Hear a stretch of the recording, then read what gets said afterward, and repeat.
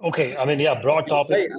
I will set another context apart from this fancy context which Vaishak has told. I think, at least I will claim myself, we have been reading a lot about Gen AI, but frankly, we don't know the technical depth of it so much. Okay. So obviously there are two sides of people investing in the tech side of the Gen AI applications, right? Which is either the model ke side pe or maybe infrastructure ke side pe. A lot of startups which are coming around this application, whether they are B2B application or B2C application. Lot of things which we are seeing, but there's another fear that they are Me Too projects, or they are something which very good in value, but they can be existing incumbents, whoever distribution can disrupt them. So I think if you can touch upon in a simpler way, where as a VC, because all the folks here are VC, and some people obviously will have a good depth about evaluating the tech side of the Gen AI and take a call, but still, if you can give us a broader idea from, say, that these are the areas where, and given that you have knowledge both from the India market and US market, that what are the areas which, because as an analyst or an associate, what are the areas where they should be scanning more or maybe focusing more, because they are likely to be a better areas going forward, given the rate at which the technology is changing in this area. So slightly from non-tech perspective, but at least giving us a sense that what are the areas to touch upon and to highlight upon, and maybe go deeper from there. Okay, helpful. So maybe look, I'm just trying to think about how to make this the most useful set of tools for you folks, because the market is changing so much, and I'll come and tell you, well, okay, this is interesting, that is interesting, and tomorrow some founder will come and change your mind because he or she is just so compelling that you want to spend time, and that would not be as useful of a usage of your time. So let me sort of maybe go a step back, and Gizia, like sort of taking cues from your suggestion, maybe give you some color on how to think about what is happening in the world right now. Okay, and then you can start using that framework to apply it to your judgment wherever, right? Gen AI is one example of it. So maybe I'll go back really far back and help sort of almost think with you folks, and please keep it conversational and ask questions if something is not clear. Maybe I'll give you a bit of a what's happening macroeconomically in the world, okay? And what are those cycles like? What do they look like? How do they, kind of take place and sort of run for a while and then come down? And how does a new cycle begin and run again and come down? And where we are in the macroeconomic cycle in the world. That would be one good discussion already kick off. And then within that, I'll maybe then touch upon how does innovation happen within those cycles? Where does innovation happen within those cycles? How does innovation get distributed, disrupted, and re-innovated? And what are the interesting places to invest as an investor, as the innovation cycle fits between the macroeconomic cycles? You find the wrong innovation at the wrong side of the cycle, no matter how interesting the technology is, it's not going to work. Okay, so those two things maybe will be worth spending some time on, maybe 10, 15 minutes, and then we can dive into Gen AI specifically. Does that sound like an okay? Okay. So I don't know how many of you folks read macroeconomics, but I would highly recommend as an investor, if you want to think really deeply about what is really going on in the world, and why should this matter? Why should it matter now? Or what time frame should it matter? And all those things. I think I would highly recommend reading some of the seminal texts in macroeconomics, but I'll give you some high-level color. Three macroeconomics have really influenced the way I think about the shifting nature of innovation in world. There's obviously Schumpeter, which is a very famous one. Then there is another one. His name is Ricardo, and then third one is Malthus. And the way these guys think, they're almost like Brahma, Vishnu, Mahesh. Okay, and I'll tell you what that means. Schumpeter talks about the beginning of a capex cycle, and explain what that really means. It's where you are putting many years of research and innovate. You are also putting a lot of money into the ground, so to speak, to then come up with some resource that is going to be very useful and powerful and available, hopefully at a really cheap cost to everybody. And that resource unlock is going to create what is then called a opex cycle. So you put a lot of money into the ground, you create some new resource, and I'll give examples to make this more clear. And when the resource is available, Then a lot of people use the resource to build new stuff on top of it. That creates a bit of an opex cycle. And then at the end of that cycle, there is a creative destruction cycle, which is a Malthusian period. So there's a Schumpeterian period, there is a Ricardian period, which is almost like the Vishnu, where the world runs on the resource. And then there's a Mahesh, like there's a Shiv period at the end where destruction happens, and then you kind of restart again. Now, what does it really mean in simpler terms? Take, let's say, oil, for example. Some company, some government, whatever, there's a bunch of research that is happening around industrialization, what kind of machine tools you got to create, where do you dig for oil? And 20 years, 30 years later, a company says, well, I know where to dig for oil. It's this country, that region, this land, and they go dig a bunch of holes and they come out with oil, and hopefully they get lucky. Now, what happens is it seems like they got lucky overnight, which is what you may feel like Gen AI is looking like. It's all happened overnight, but it's been 30 years of capex that literally went into the ground to dig some resource, which is oil in this case. And then when oil becomes abundant, if you've done your work, the capex cycle begins, and it ends when the resource that you're looking to discover and commercialize and distribute widely and make a ton of money on, that gets available. And then the world suddenly is oil rich, okay? And then begins the opex cycle, where in the US, for example, when oil was discovered, well, it was in plenty, not really discovered, but they basically occupied countries and took oil from their countries to bring it back to the US. Basically, that began an opex cycle, let's say, in machine tools or in construction and infrastructure building or in cars. Things then became less about where's your R&D better than mine? Where should I dig better than you? It's more about, is my car bigger than yours? Does my Mustang has 8 engines or 4? Why? Because I have more oil than you, so I can build better engines. So that's the opex cycle. You kind of then not talk about Shell versus BP versus whatever, American Oil. You talk about Mustang versus GM versus Ford versus whatever, right? And then you compete for those. So it starts to almost look like the capex has now led to a resource unlocked. That resource is being used to build, let's say, cars in this case. And then you're competing for the last mile. My engine is better, my steering wheel is better, my car is shaped bigger and better, and so on and so forth. And that's the opex cycle. And after a while, you can imagine if a lot of people spend money on the opex side, it starts to get really competitive. And then it's very hard to know who's going to win. And a lot of wastefulness happens. And then suddenly somebody comes in with a Tesla and says, well, okay, screw those cars. Now we're going to build batteries. And then a destructive cycle begins. Okay. This is one example, right? Another example could be semiconductors, where in the 40s and 50s, people did a lot of these material science research.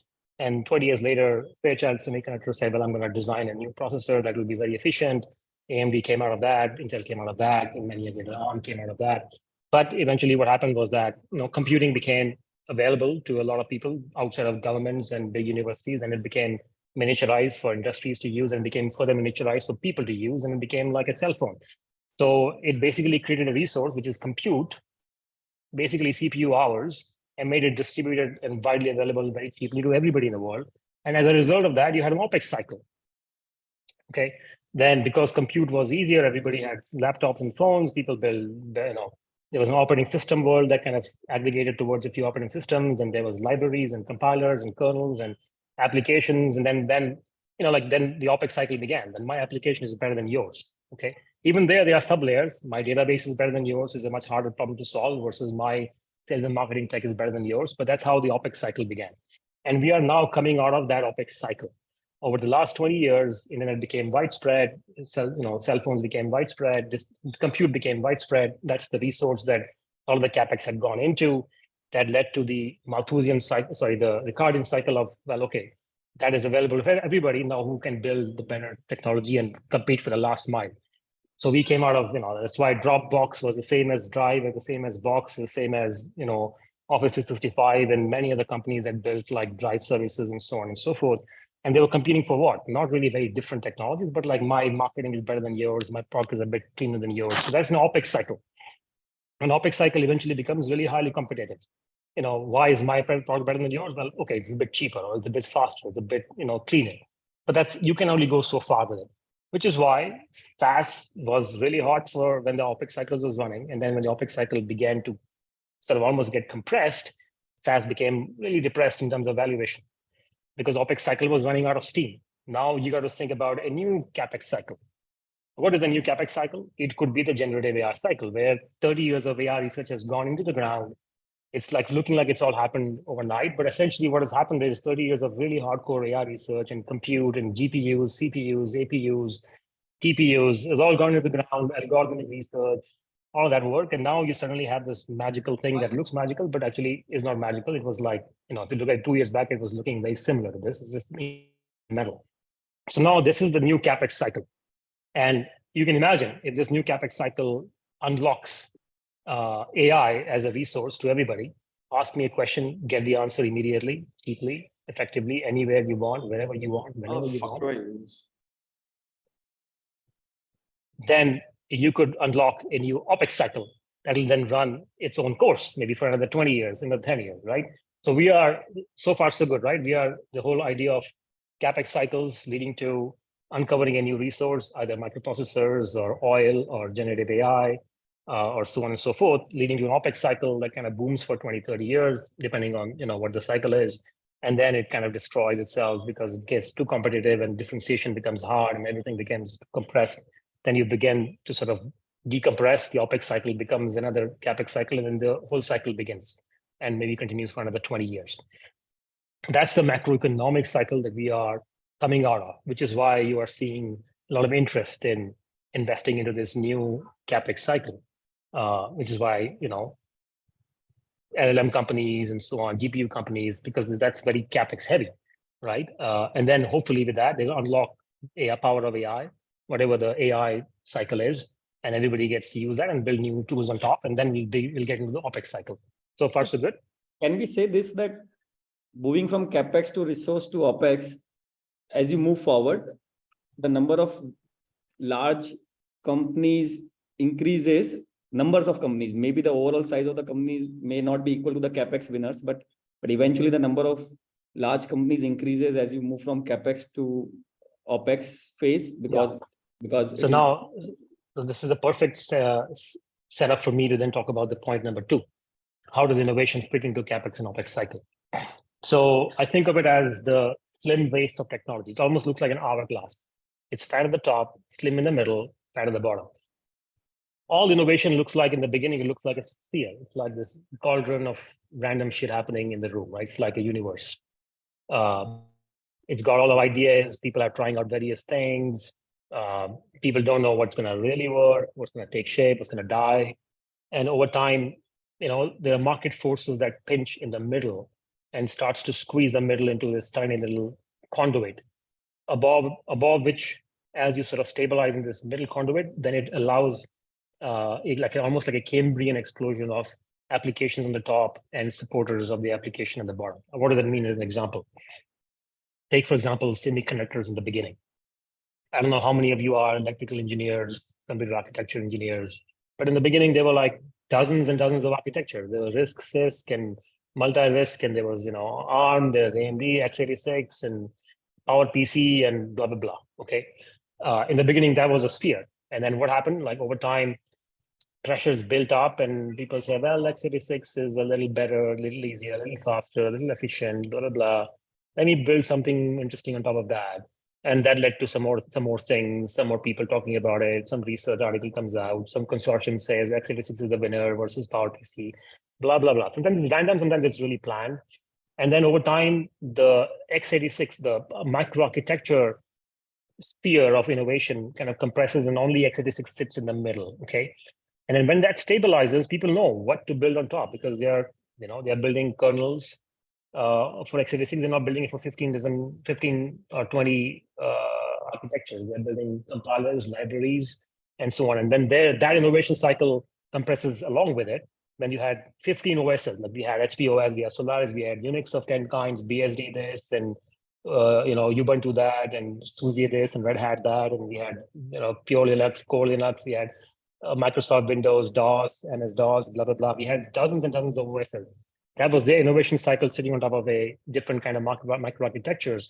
When that microarchitecture compressed, the OS cycle is compressed. Only a couple of OSs became successful.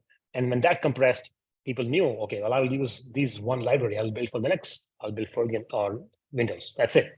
their job becomes easier. They get trained on those things. So then, there's a compression in the compiler side, there's a library side, and then applications sort of feel like, okay, I know exactly what I'm building for. Then you can explore really quickly, innovate really quickly, fail really quickly, because you're only building for one, not 15, right? And the underlying layers are kind of settled. They're more set. On the bottom of the hourglass, companies like Dell, HP, chipset makers, system of chip designers, all of that, like how do they know what to build for? They don't know in the beginning, so they're building for everybody. Our PC architecture is looking different. IS architecture looks different. Like Intel architecture looks different. But over time, Dell figures out, well, x86 is the only one that's working, so they build for x86. Dell builds all of its chassis hardware for Intel's requirements, Intel's power needs, Intel's architecture, or AMD's or ARM, like not 15, but maybe 2 or 3. Okay, so they get stable. HP gets stable. IBM gets stable. So the underlying platform layer becomes stable. They build for x86. An overarching application and middleware becomes stable. They build for x86. And then you have a lot of innovation in these two cycles, and then the winners come out. But the middle point gets pinched. So far with me? Okay. And then so this Cambrian explosion sort of leads to innovation on both sides. If you invest when the Cambrian explosion has settled in, let's say, x86, and now you go invest in some of the architecture, you're going to lose money because the market has decided. So we 10x better, right? So then the innovation cycle pushes you to move your investments above. If you put in money into Intel at that point in time, it will not make you much money. Maybe in 30 years, you'll get some money, but not really venture money. Then you should probably make investments into Google and Facebook because they are going to be the bigger money makers. But if you put money into Intel at 60s, 1960, 1970, you'll make a ton of money now. If you put money into Google or Facebook in 1916, you're not going to make any money, right? If you put money into Shell and BP oil in 1960s, 1940s, you would have made a ton of money as a venture investor. If you put money into the late 1990s, when the innovation cycle was happening and the capex for oil and gas was kind of finishing, you look at the stock price for Shell or Exxon in 1999 and 2023, it's probably the same. You would have made no money in the last 25 years because the capex boom had changed and the market had shifted and the innovation was happening in a different capex cycle, perhaps for some other company, right? Perhaps EVs and batteries for Tesla or space or whatever, right? So you got to really time these capex booms and where innovation is happening as in conjunction with the capex and opex booms to know where to invest. But if you miss that, you will not get the extra zero added at the end of your out of the cycle. Each cycle adds a zero at the end. The biggest outcomes in 1990s was probably 1 billion, then 10 billion, 2010. Now it's 100 billion, right? So maybe the next one will be $1 trillion. So you got to really know where the world is moving in its capex and opex cycles, and where innovation is happening, and where to invest within the innovation cycle. And yeah, if you invest in PowerPC, x86 would have made money, but PowerPC wouldn't have. But you would have had a shot at least. Somebody would have made more money investing in x86 than investing in a Google at the time. So here, now bringing it all back together to generative AI, where would you make money? I mean, there is an innovation cycle. It's all looking like a cauldron right now. There's a bunch of LLMs. There's a bunch of LLM infrastructure companies like Llama and Dex and LangChain and Langsmith, and invest in a few of those. And there are hundreds of them coming out every year. Open source, so every month, every open source, closed source. You look at YC, like 95% of the YC company has something to do with generative AI, either application or middleware or fundamental layers. So this looks like a sphere right now because we are in the capex boom for generative AI. The most investable companies, in my opinion, in capex booms are what are putting research into the ground to unlock some sort of a resource. Research is research. You know what research means, and resource is the most efficient, the most scalable way to compress an AI cycle, not a CPU cycle, but an AI cycle. AI cycle could be many CPU cycles together combined, no matter how you look at it. Like prompt chaining is one AI cycle, maybe one request to response is an AI cycle, or how you define that. That's how can you make it most effective resource that is made available to everybody is where I would like to invest the most money. And what allows this thing to compress into a tiny little wedge, what allows it, right? I would invest in those kind of companies. As that gets compressed, you may see a world where there are only 2 or 3 major LLMs. Maybe like there are 2 or 3 major clouds, maybe 2 or 3 major LLMs. And maybe a bunch of small LLMs that are doing specific things, maybe owned by them, maybe not. Then you will see a bunch of application layer stuff. Maybe you'll see a bunch of hardware stuff where GPUs get like GPUs get compressed and figured out like this is what makes the LLMs work faster. You may even see a world where if a company is spending $500 million in running GPUs for training, why would they not spend a tenth of that, let's say $50 million, to design their own ASICs and do training on just those ASICs, right? So you might see some innovation there as well at the bottom. But we don't know how this is going to compress. We don't know what 3 LLMs will be the primary players in the world. We don't know, as a result of that, what middleware will run, which is the example that I gave earlier, like which OS will run on these hardware. We don't know. And we don't know the OS, so we don't know what databases will run.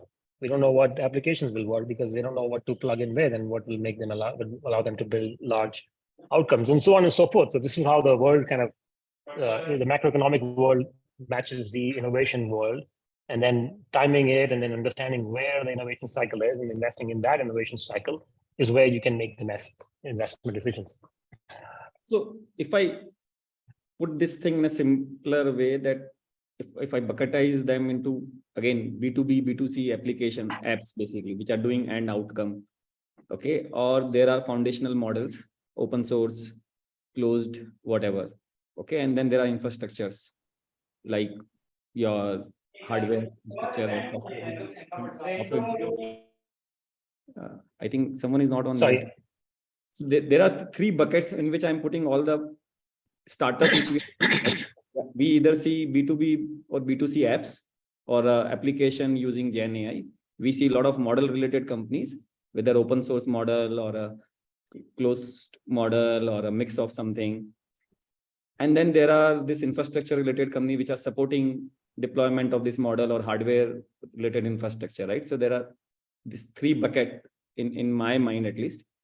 The way you are defining the innovation cycle, it is going on in terms of capex mode. So I think the application are the worst area to invest in right now, because where the model will converge, what type of model will converge, or where the infrastructure or hardware side will converge, we don't know, right? We are in the capex mode right now. So focusing on application related startup ideas, B2B or B2C is a, unless until someone is doing completely verticalized, where they are using their own model, their own infrastructure, maybe their own end application. That's a separate thing altogether. But if someone is building on top of existing foundational model and end application, those ideas are most riskiest at this point in time.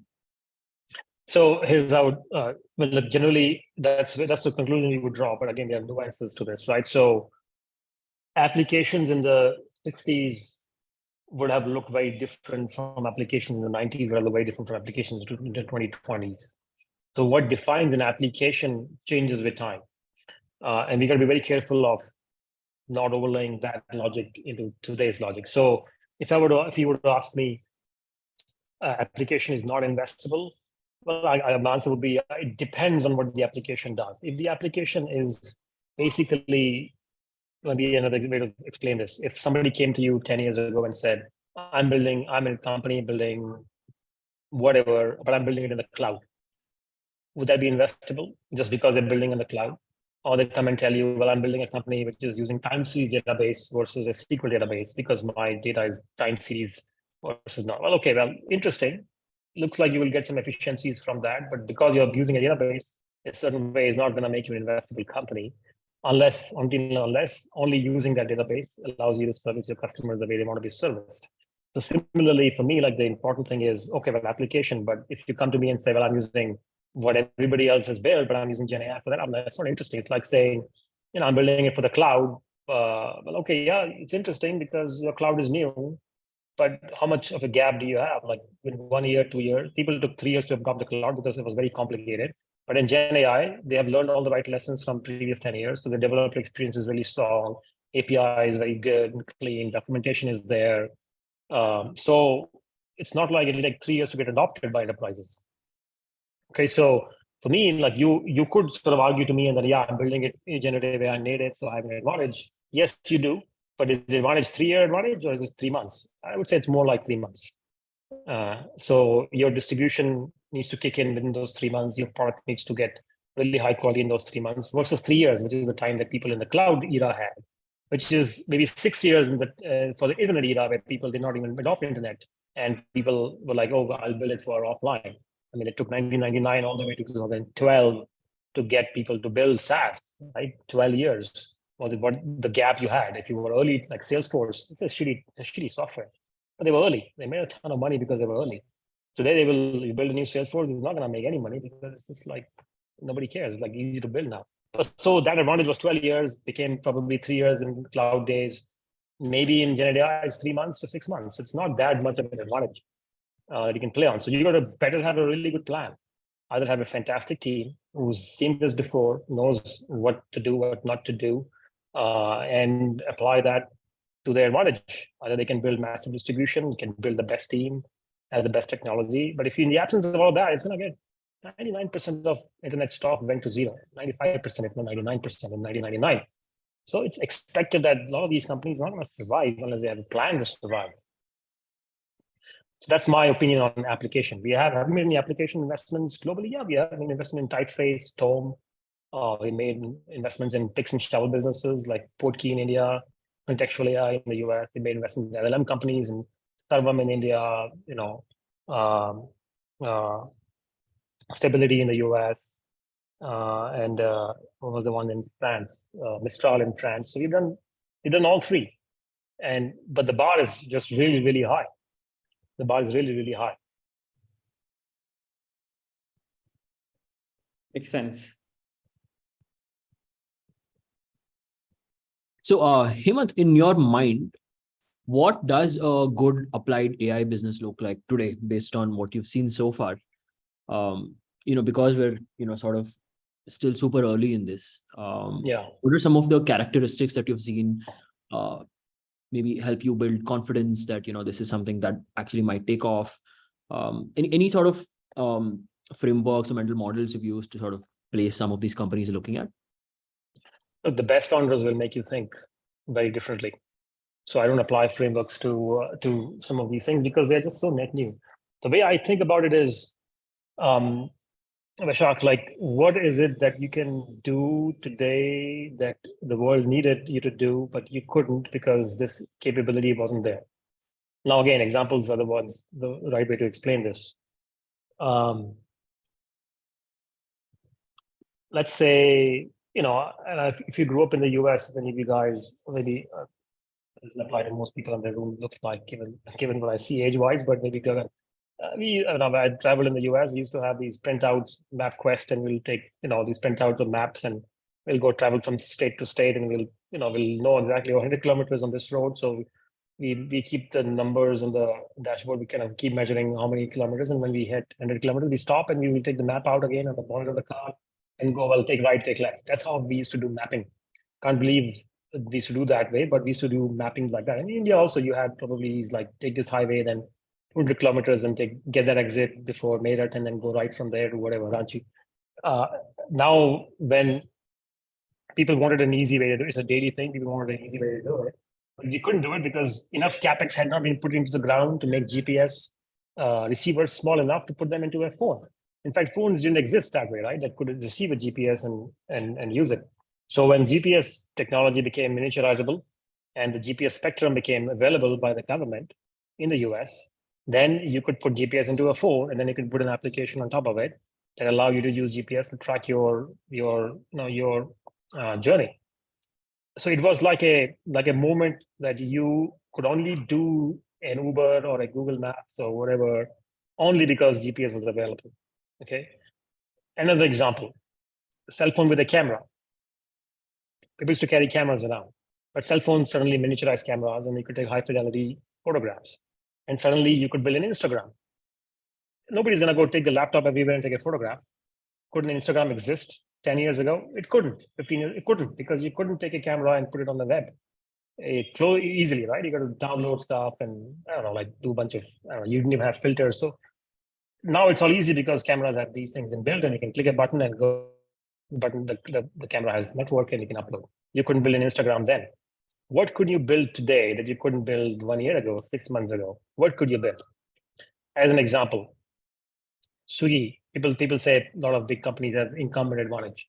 I disagree. It just takes a bit of bold and ambitious thinking from founders.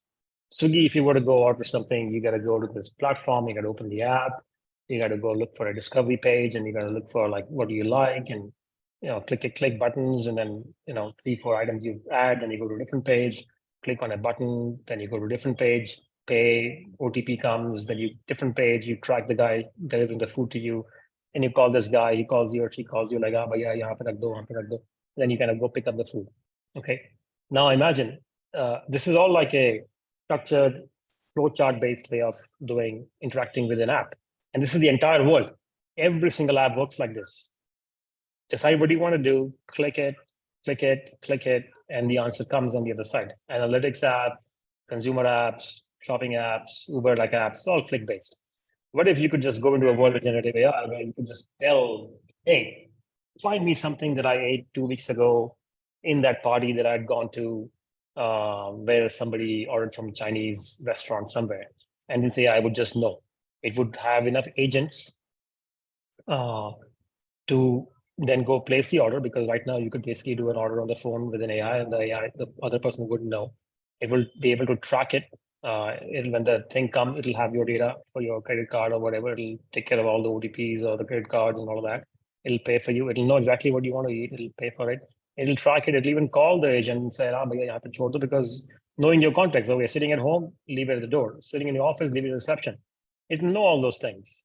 And you could actually build those things today that you couldn't build 6 months back because the quality and the fidelity was not there.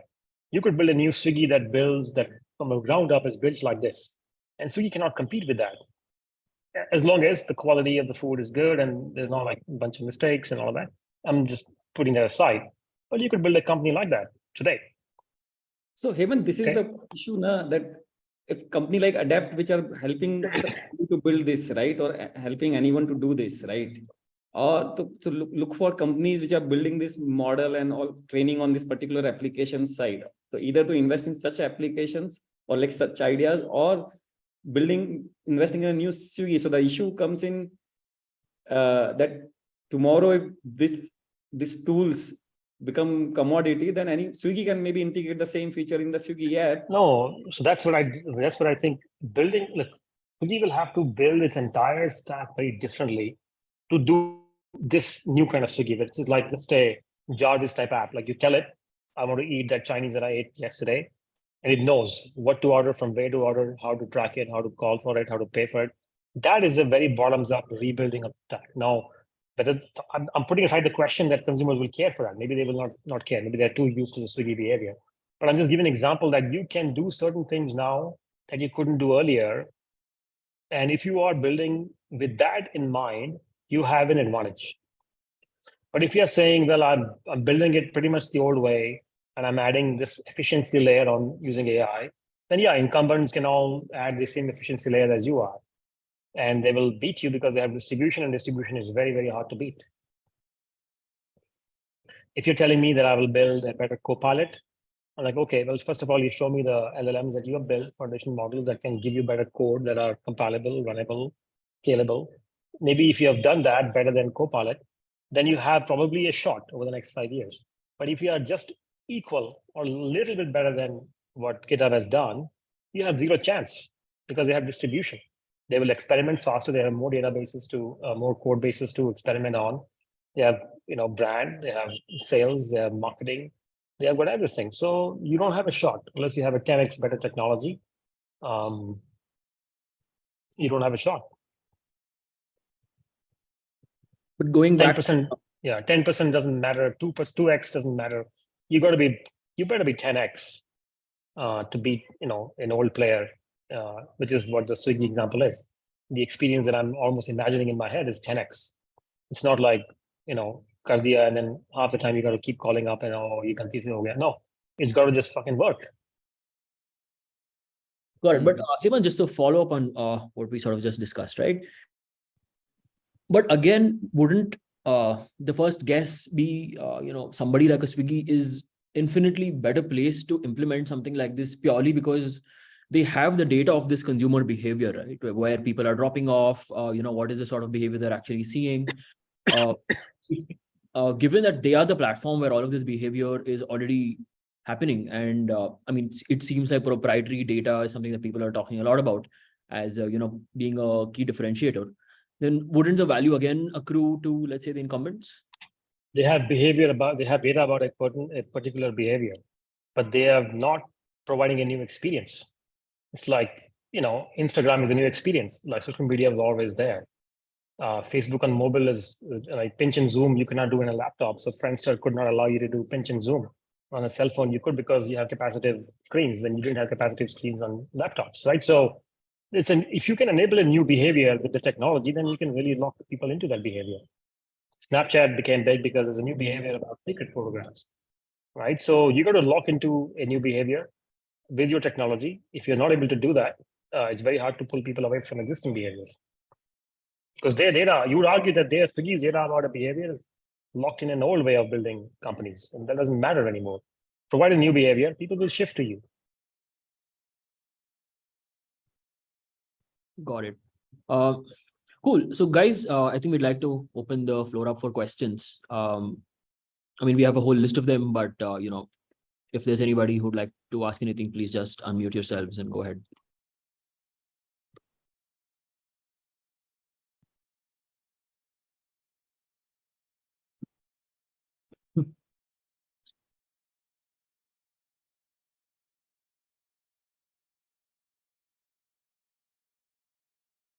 Just on the Hemant, on the macro side.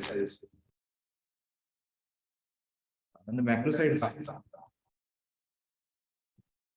is there any framework you have to determine like which phase of that capex cycle are we in? Because you could get trapped for a very long time and probably visualize no returns even in the 10-year time horizon that VC have. So there are a lot of these, like you have been an investor in Pixel and many such. So sometimes it takes, gestation could be more than the fund life itself. So it has been a enigma to me, like how to kind of time that breaking point. So any framework you have for that? Do you seek for end consumer kind of some data point before figuring that out? Because these could be 2-decade-long cycles.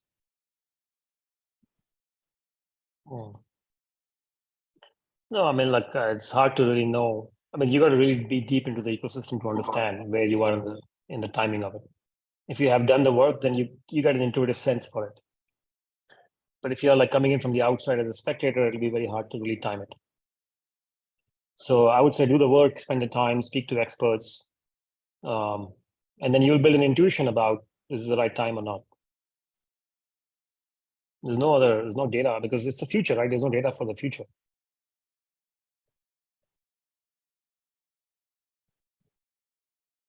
Got it.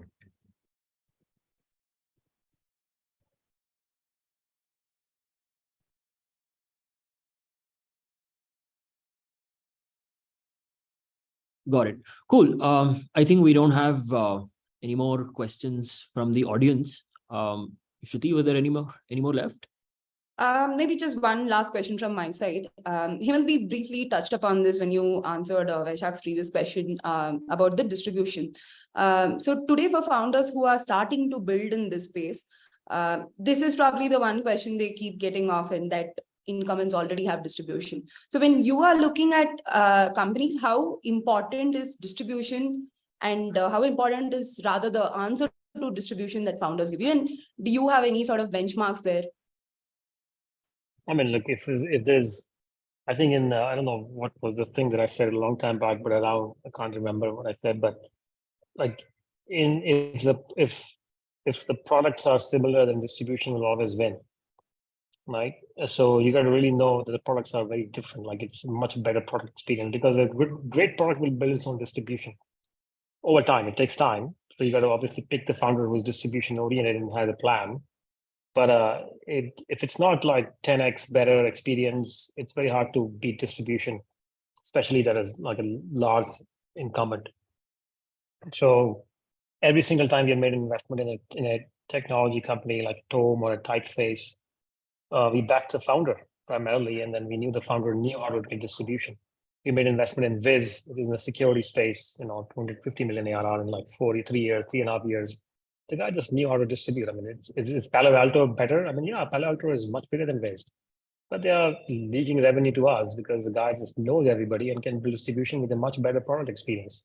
Palo Alto is like 15 products coming together. This is a single click experience that provides all the benefits of Palo Alto, and Aqua Security and many others. So you got to really build a 10x experience on the product. And if you know people, then of course it helps, but you'll probably get there over time. With Grafana versus Datadog, Grafana was a much younger company. Datadog was been around, New Relic has been around, strong companies, but Grafana had a much better product for developers. Their DX was much better than anybody else's DX. And they eventually got distribution. So you got to have a plan. Otherwise, distribution often and always wins. Cool. I'm going to jump, guys, but pleasure meeting you all. Hopefully this was helpful. Thanks for having me. Thanks, Hemant. Thank Thanks you. for your time. Yeah, this was good.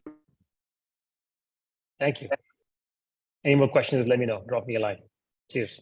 We'll do that. Bye.